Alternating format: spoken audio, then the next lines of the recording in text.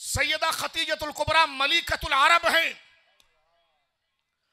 अरब के अंदर मालो जर के हवाले से आप वो मर्तबा रखते हैं कि मलिकतुल अरब, अरब की रानी, खानदानी एतबार से कुरैशी, अल्लाह अकबर, अपने वालिद के एतबार से नसबी वजाहत रखने वाली, 2 शोहरों से भी बेवा हैं।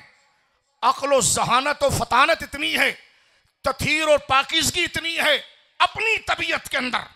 दरअसल हुजूर की जात आईना मुबारक है, जो जितना अंदर से पाक होगा वो हुजूर को जल्दी पहचानेगा।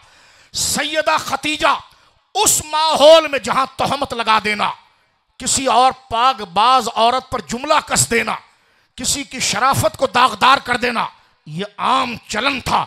लेकिन अरब के माशरे में किसी को जुर्रत नहीं हुई कि सैयदा की तरफ पलखे उठा कर देखे, बल्कि जाहिलियत के माशरे में आपका लक़ब मुबारक था ताहिरा।